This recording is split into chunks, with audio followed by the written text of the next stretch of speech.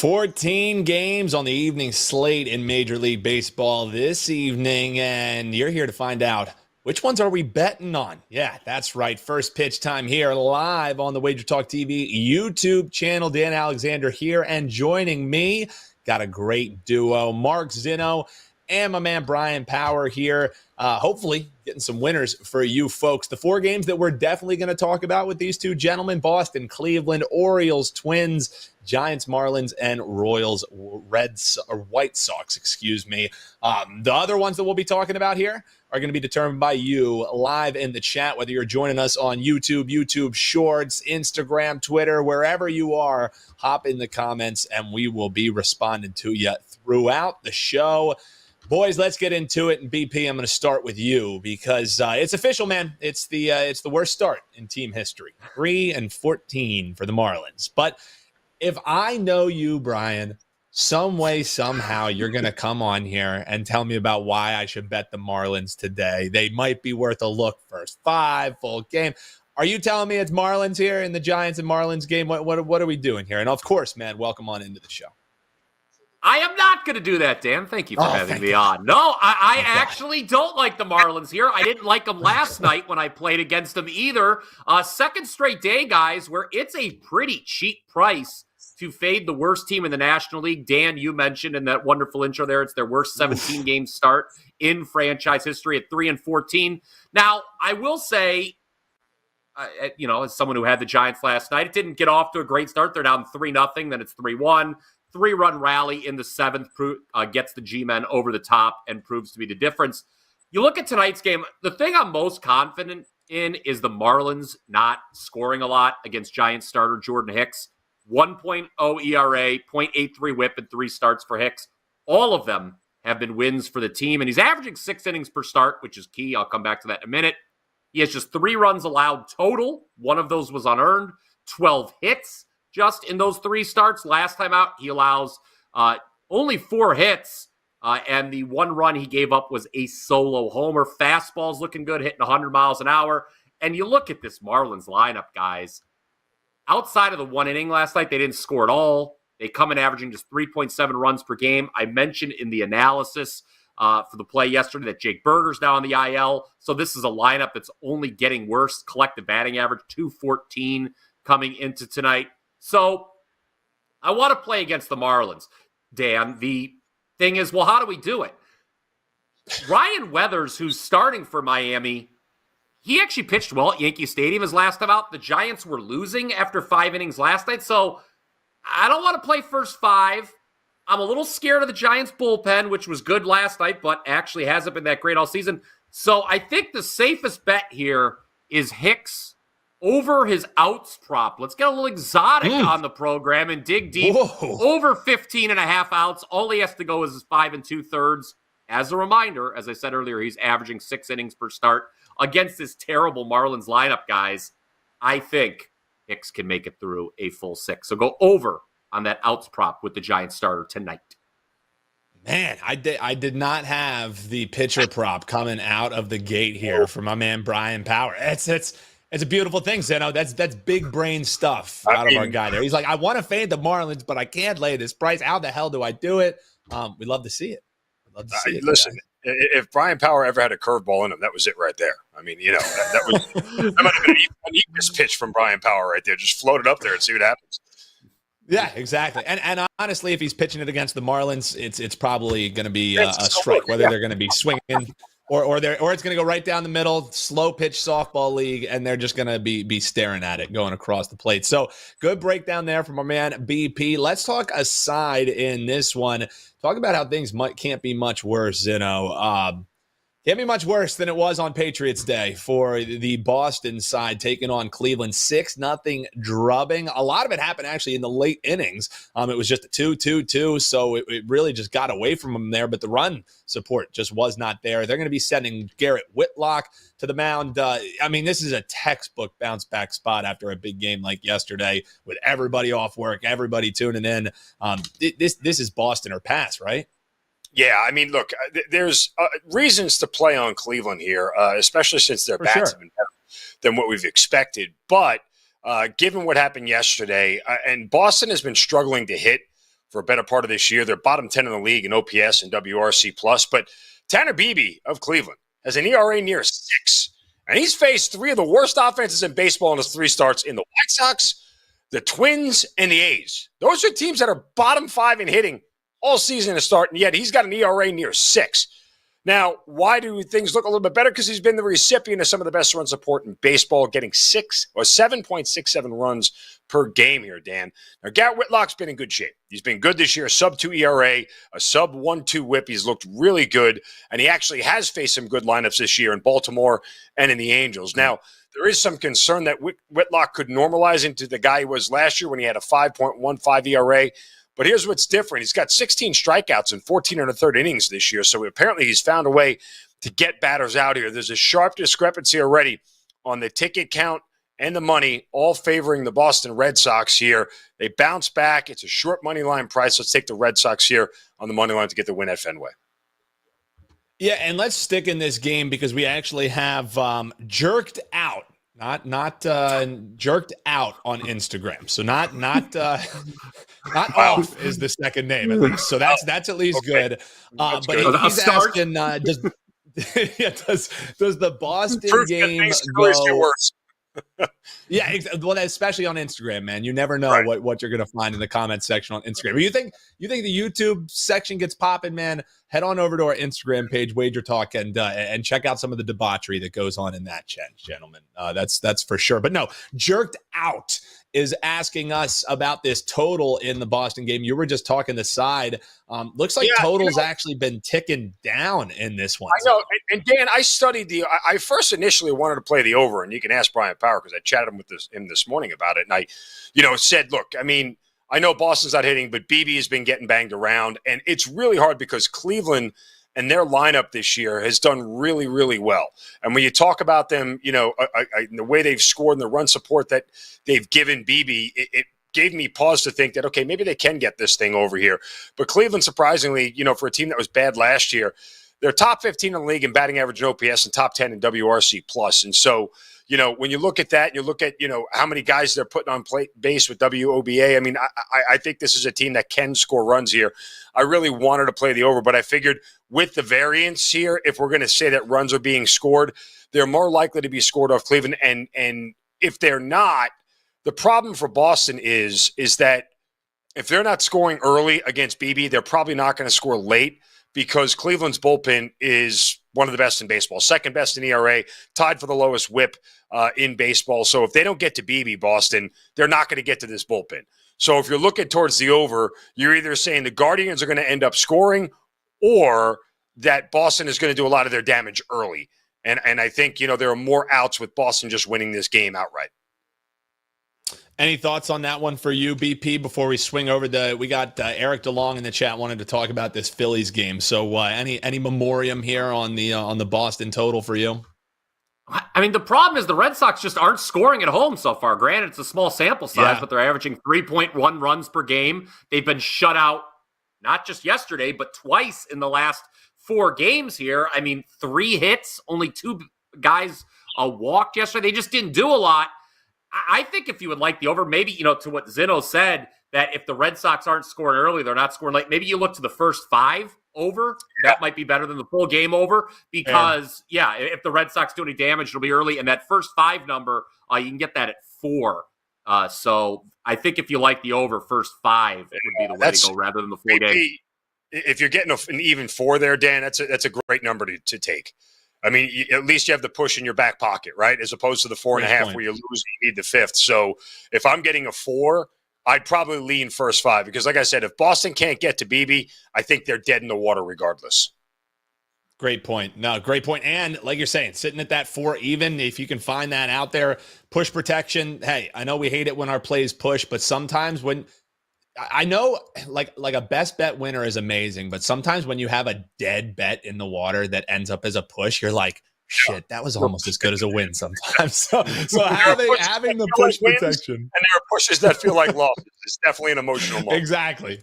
Exactly. That's a very true one from Mark Zinno. Hey, guys, you're hopping in the comments. We appreciate it. But while you're joining us here live on YouTube or YouTube Shorts, throw us a like. If you're on Instagram, make sure you throw us a follow. Same thing if you're joining us live on Twitter. Or if you're on Facebook, hop in the comments there as well. But as you're joining us on the YouTube page, make sure you give us that thumbs up to thank these guys, giving you winners each and every day and breaking down as much as we can, determined by you, the chat here live on the show. The guys do have best bets coming up, but let's keep on rolling with some of these questions. Eric DeLong, my fellow Philly man, he wants to talk about this Phillies game. I mean, they were minus 270 favorites yesterday. It took extra innings for them to get it done.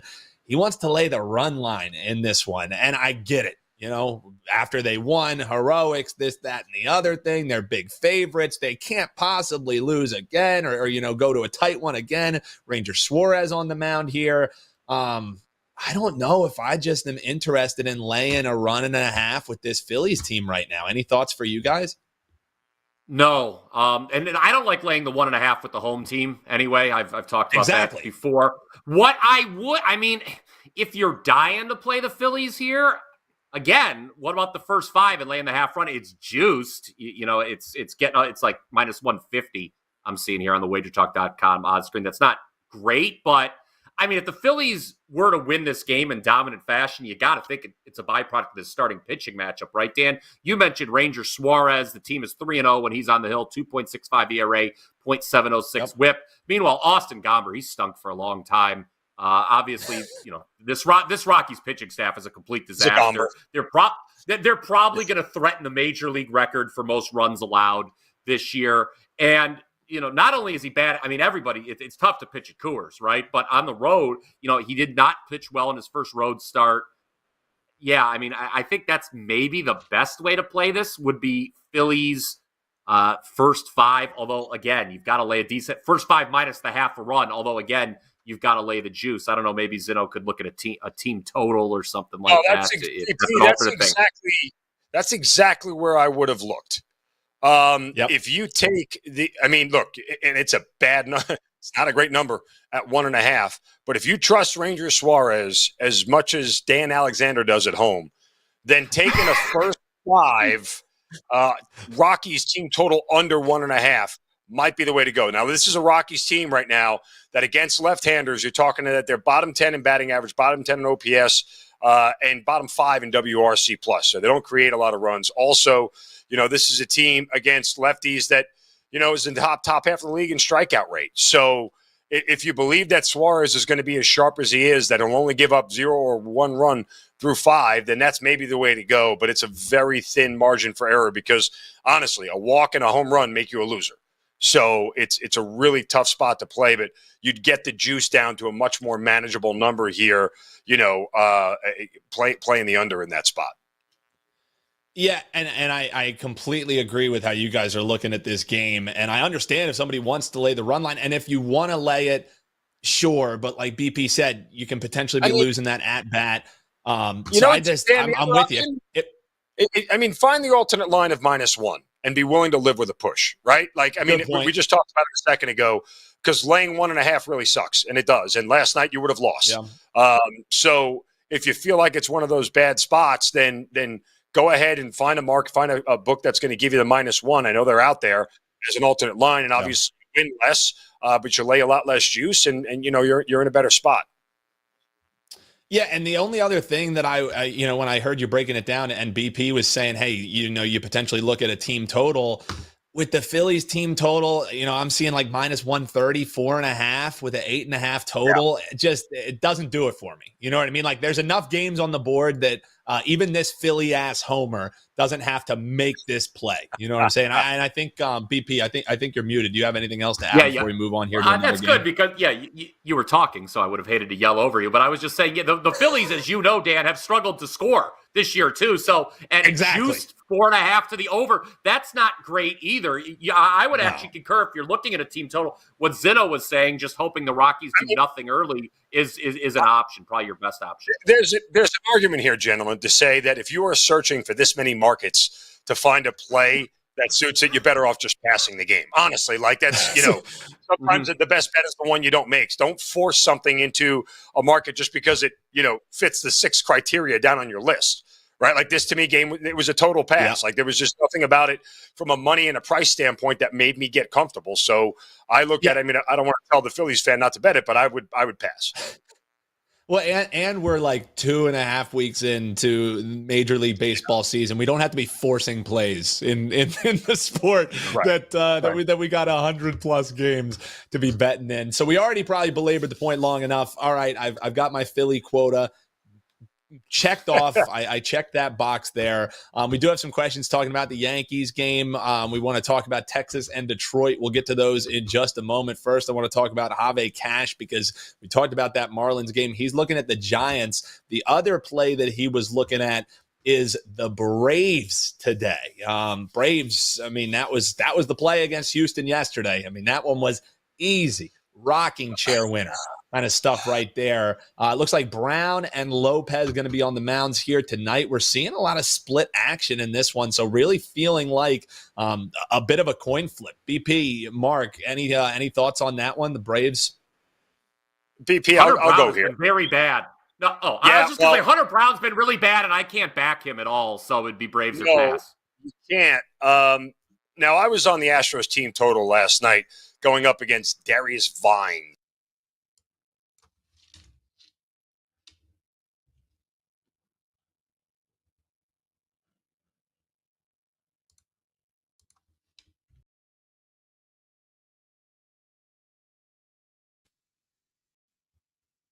I was gonna say I didn't know if it was. Am I back? Back and better than ever. Anyway. Mark. So I was saying last night that Houston, the bats, were knocking on the doorstep all night and didn't get through. This is still a really good Houston lineup. Now, the starter for the Braves is they're patchworking their whole rotation together at this point in time. But Ronaldo Lopez, short looks great. Oh, my God. He's got a .75 ERA and a 1 whip. Well, he faced the White Sox and the Mets in his first 2 starts. The White Sox, doesn't matter where you're facing, home, road, the moon, they're not going to hit. But he got the Mets at home. And so now he's back out on the road in a tough place to play against a lineup that can really hit. I know Hunter Brown has been bad, and look at that number because it stayed under last night. They're going to juice this number up again, expecting both these bats to come out and hit. I would actually tell you that it's Houston or pass for me. It's crazy as it sounds. Doesn't Hunter Brown have to have some semblance of regression, positive regression, back to something that resembles a quality start? I mean, he did give up 9 runs, 2/3 of an inning last time. You'd think that he would be a little bit better, but I don't think you're going to hold the Astros bats down long with the starters that the Braves have put out there. Their bullpen worked a lot last night. The problem here is that, if you're worried about this, Houston used Josh Hader last night to keep the game close in the 9th. He got tagged around. He ended up throwing, I think, 25, 30 pitches. He might not be available tonight. So that's always a concern when you're facing the Braves. I always tell you, when playing against the Braves, I never give them 9 at-bats. I don't ever want to give the Braves 9 at-bats because there's too much in that lineup to kill you. So, if Houston ain't mowing them down early, guess what, guys? They ain't mowing them down late. So I'd look Houston first 5 money line. Great breakdown there from my man, Mark Zinno. Give these guys a like while you're watching us here live on the YouTube channel. Hit that thumbs up. We appreciate it. And if you haven't yet, make sure you hit that bell because obviously we're breaking down all kinds of games right here. Still, the guys have their best bets to come. It's going to be coming up in mere moments here on the show. But if we don't touch on a game that you want to hear about, bets, odds on favorite says that if you scroll below, check out the links in the description. We're dropping single game videos all around the clock here. So if there's a game you want to find info on, you best believe you can find it at WagerTalk TV, and that's a reason to subscribe and make sure you're staying here on the channel. We greatly appreciate you doing so. And we now have our YouTube Shorts feed, so whether you're on your cell phone or your desktop, you can join us wherever you are. And in that YouTube Shorts feed, we have Billion Ways was hopping in, asking here about the Yankees game. Our man Adam Trigger had this one nailed yesterday, guys. He was saying Blue Jays, Blue Jays, Blue Jays all the way. It's Rodon versus Kikuchi tonight. Yankees bounce back, BP? Is it that easy? haven't been. I know the Yankees are off to the great start. I don't know how. I'm not sold necessarily on the Yankees just being an automatic bounce back here. I mean, only 4 hits, only 2 walks last night. Rodon, his whip is and his ERA aren't really jiving. So the number of runs he's given up so far, that would be considered fortunate. Kikuchi now, I mean, he's also got a very good ERA. His whip is a little bit is better than Rodon's, but this was a pass for me. I don't know what I think of Toronto yet. I with Bassett, who always pitches well at home, I understood the love last night, but I don't know what to make of Toronto. I'm not on board. I mean, obviously this AL East, everybody thinks they're a contender coming into the year. Toronto's kind of a mystery, so I'm not racing to bet them even as a short favorite at home against the Yankees, but I'm not sold the Yankees are bouncing back. That was a very Switzerland response, I know, but this game was an easy pass for me. How about you on that one, Zinno? I will take over here because I am the resident Yankees fan on the WagerTalk staff. So exactly, let me handle this. And again, not take anything away from Trigger because he and I talked yesterday. I mean, backing Chris Bassett at home is as good as you can get because the guy never gives up runs. He's now, I think, gone against the Yankees in his last 3 starts at the Rogers Center, giving up 1 run and striking out like 30. So he's just been on fire at home. Now, let's look at these 2 pitchers here. Both of these guys lefties. Carlos Rodon is not trustworthy at this point in time, period. Like Brian BP said, his ERA and whip don't jive, right? He probably should have a heck of a lot more runs given up. He's worked his way out of some trouble. But, when you walk 7 guys in 15 innings, that's a problem. And it's going to continue to be a problem. That said, rock and roll Kikuchi here has always been pretty good at home. But here's the rub. I looked at the first 5 under between these 2 teams because, Rodon has looked better and more consistent, just not great. But I would tell you the thing that scared me off the first 5 under here, both of these teams hit lefties really well. Like they're both top 12 in batting average, OPS and WRC plus against lefties on the year. Now, Toronto as a ballpark is pretty favorable to hitters, but it's one of those things where, I don't know that either one of these teams are going to come out swinging and getting a lot of runs against these pitchers. I don't want to play the Yankees in a bounce back spot. Why? Because they've struggled against Toronto the last 3 years. I think including last night in the game of the last series, if I recall, I think they are now 21-9 against the Yankees over the last 3 seasons straight up. The Blue Jays have owned the Yankees as of late. They've been very good against them, and it's just not a spot that I really want to get involved in here. I think first 5, I would lean first 5 under or under for the game for that matter, as given the Yankees bullpen is pretty solid, but I would also pass on this one. That's Mark Zinno, WT.buzz/MZ. Brian Power also with us, WT.buzz/BP. And you can always check out WagerTalk.com/deals for the best deals. Boys, Instagram chat blowing up. All kinds of questions coming in over there. We greatly appreciate that. Whether you're tuning in on your mobile or your desktop, we love chatting with you. Mr. Let's Make a Car Deal. He has a question on the Baltimore game and the Royals game.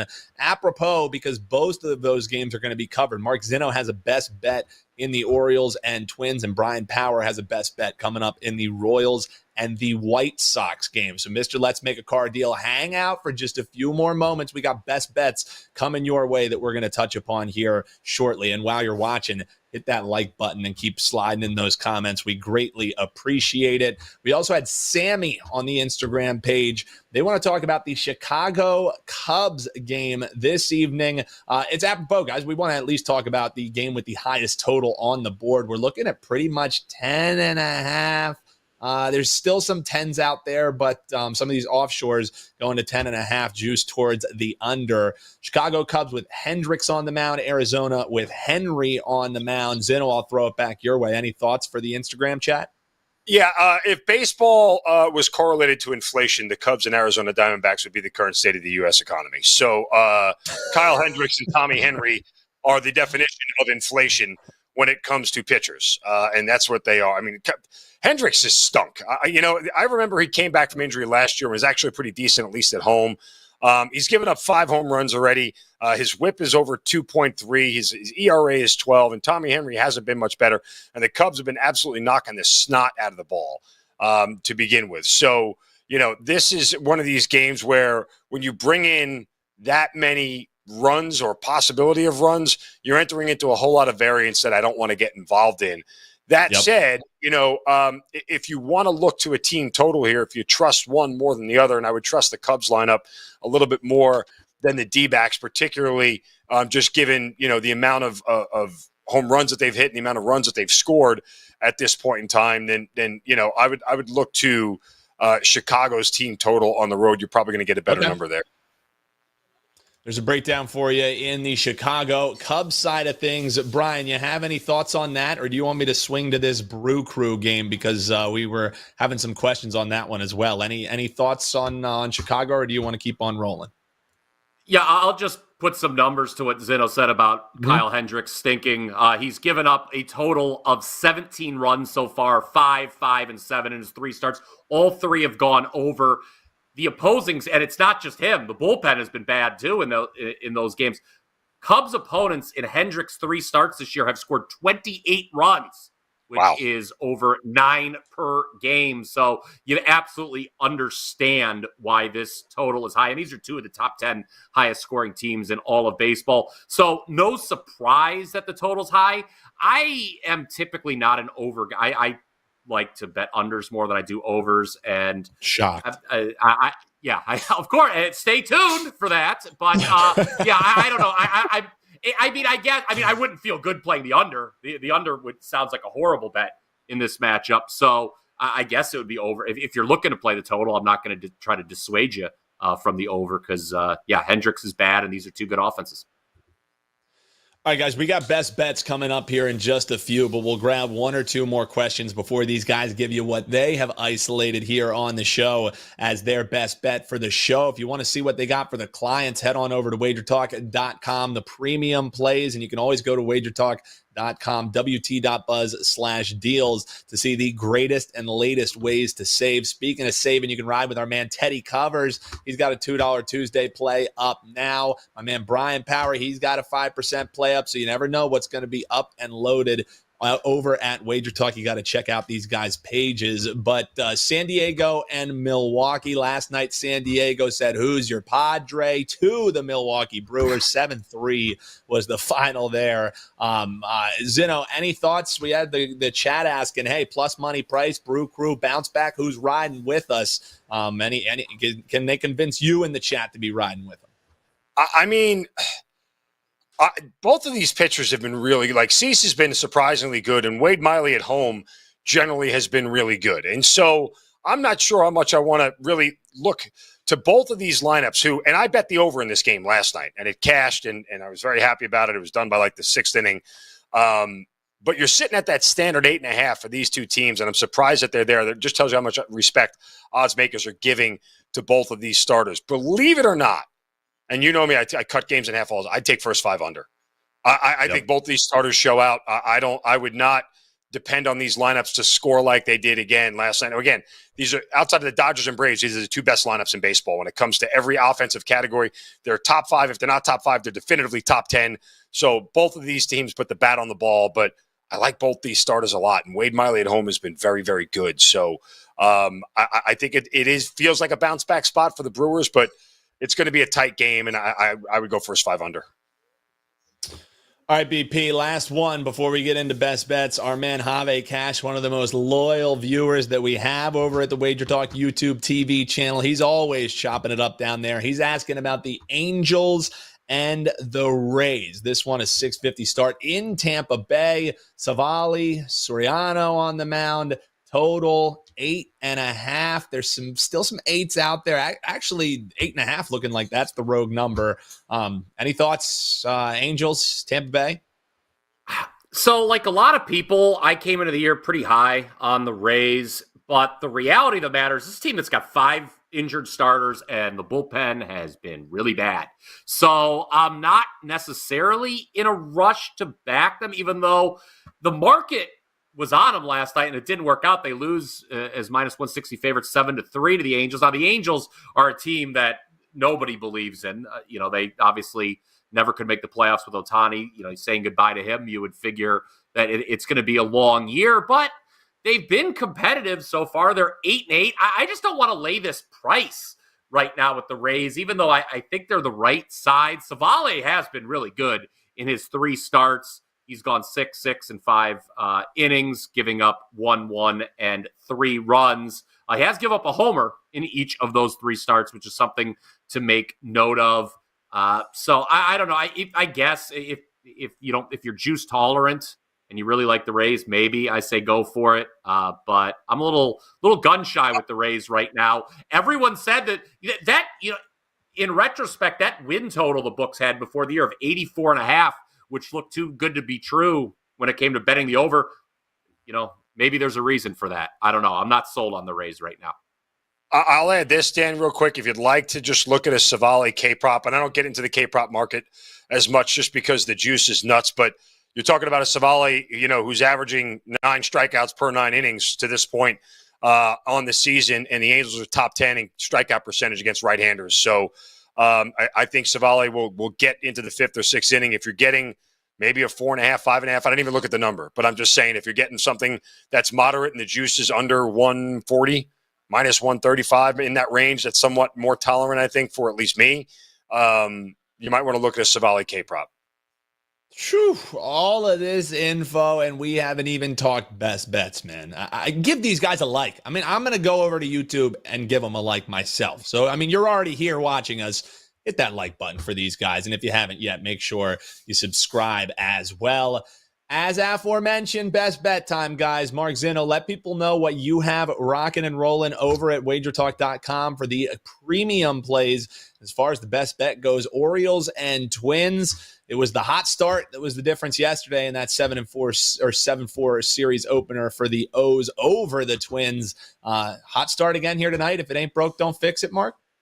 Yeah, look, we'll get to the game here in a second, but over at WagerTalk.com, right now, guys, a 4-pack, NBA and Major League Baseball, jumping in on the playing games on a 9-2 NBA run as of late. We're up over 16 units since the end of July, so a 4-pack for you guys to jump in over at WagerTalk.com. That's WT.buzz/MZ. Baseball play included in the package as well. Orioles will face the Twins for the second game of their series, and they start Grayson Rodriguez. Rodriguez has been very good to start the season. A 2.5 ERA, a 1.17 whip, but he's also struck out 21 batters in 18 innings, and he's facing a Twins lineup that's batting just $186 over their last 10 games. More importantly, Twins own the 3rd highest strikeout rate against right-handers this season at 27.8%. So do that, guys. Do the math. 1 out of every 4 guys is sitting down on the bench with a strikeout. Orioles will face Chris Paddock. Got a 4.15 ERA and a 1.85 whip on the season. Orioles top 10 in batting average, top 5 in OPS and WRC plus against righties this season. Lastly, Twins, dead last in the majors. In first 5 innings, runs scored at 1.3 per game. Baltimore averages 3 runs in the first 5 at home this year. Twins have the best bullpen in baseball, so the O's don't get a lead after 5. Guess what? It's not a great spot for them to win the game. We'll take the Orioles first 5, lay the half run here with the Baltimore Orioles for my best bet. O's in the first 5, laying the half run. They'll have a lead after 5, says my man Mark Zinno, WT.buzz/MZ, and check him out on X at Mark Zinno. BP, you get to shut it down. You talked about how much you love unders, so make the case for us, man. And I don't get it, man. There's something about you and teams that are just off to their worst start in franchise history. You're like, I look at the board and I want to talk about the Marlins. I want to talk about the White Sox. But hey, at least that team meeting that the White Sox held on Monday really made a huge difference. 4 singles in the game yesterday. Yeah, bats coming alive there. This has to be the textbook Bryan Power under, right? Yeah, and I don't know what it is, Dan. I don't know if it's the fact that Trig is not also on the panel with me today. This makes it 2 games where I'm talking about terrible teams, and I am not endorsing them in any way, shape, or fashion. So interesting there. All right, I'll talk about what I've got up at WT.buzz/BP in just a moment. Big 5% play in the NBA. But let's get into this under on the Royals and White Sox. Earlier here in the show, Zinno brought up the very astute point that whether it's home, road, or the moon, the White Sox can't hit. This game is at Guaranteed Rate Field, which is a dumb name for a park, and it's not a good park either. We've talked about that on the show before. And this offense, guys, just stinks. It's missing its 2 best hitters, and they're facing Brady Singer, who in 3 starts has a .98 ERA and .76 WHIP. So it is no surprise whatsoever to me that Kansas City is a large favorite on the money line. Very interesting, guys. The White Sox, 2-14, worst run differential in all of baseball, -53. We expected they were going to be bad coming in. The Royals have the best run differential in all of baseball right now, +39. But I think these things are correlated because Kansas City is 5-0 this year against who? The White Sox after a 2-0 win last night. So no surprise at all. The White Sox are a big favorite, but I like the under here. Weather could be a factor at Guaranteed Rate Field tonight. The X factor is Jonathan Cannon, making his big league debut for the White Sox. This is the 2nd straight White Sox starter making his big league debut against the Royals lineup. And what did the Royals do last night at the plate? Not much. They only scored 2 runs. And what's really interesting when you examine this great start for KC, guys, okay, it's been really feast or famine at the plate. Yes, they have 10 or 5 games with 10 or more runs. But in the other 12, they have not scored more than 5.